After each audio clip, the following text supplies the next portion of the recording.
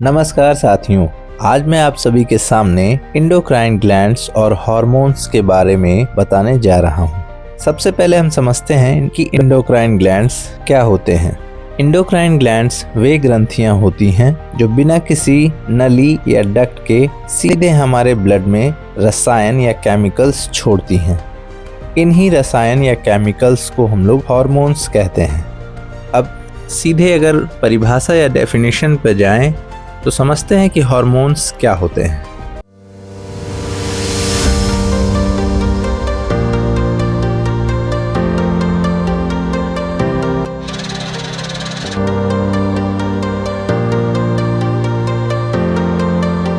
Hormones हमारे शरीर के केमिकल मैसेंजर्स होते हैं।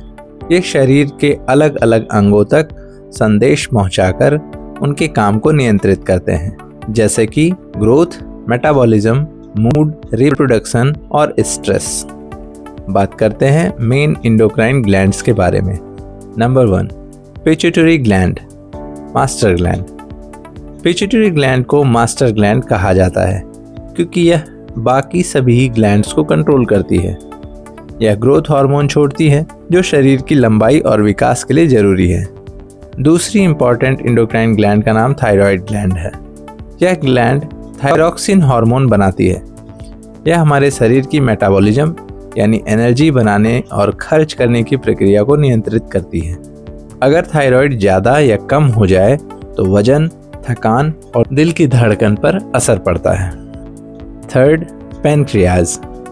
पैनक्रियाज से इंसुलिन और ग्लूकागॉन जैसे हार्मोन्स निकलते हैं।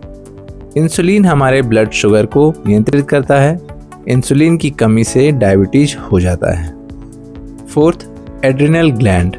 यह ग्लैंड एड्रेनलिन हार्मोन बनाती है।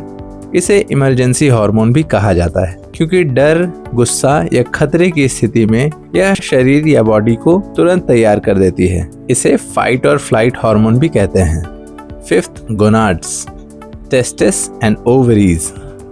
टेस्टिस से टेस्टोस्टेरोन निकलता है जो पुरुषों के लिए सेकेंडरी सेक्सुअल कैरेक्टर्स के लिए जिम्मेदार हैं। ओवरीज से एस्ट्रोजन और प्रोजेस्टेरॉन जैसे हार्मोन्स निकलते हैं जो महिलाओं में मेंस्ट्रुअल साइकिल और प्रेगनेंसी को नियंत्रित करते हैं। अब हम जान लेते हैं कि हार्मोनल बैलेंस का क्या महत्व है। The importance of hormonal balance. Hormones की मात्रा अगर बैलेंस्ड रहे तो शरीर ठीक से काम करता है, लेकिन अगर इम्बैलेंस हो जाए तो मोटापा, डायबिटीज, थायराइड, मानसिक तनाव जैसी समस्याएं हो सकती हैं। कंक्लूजन, अंत में हम यह कह सकते हैं कि इंडोक्राइन सिस्टम हमारे शरीर का कंट्रोल सेंटर है और हार्मोन्स उसके मैसेंजर्स या संदेशवाहक। इसके बिना शरीर का सही ढंग से काम करना असंभव है। धन्यवाद।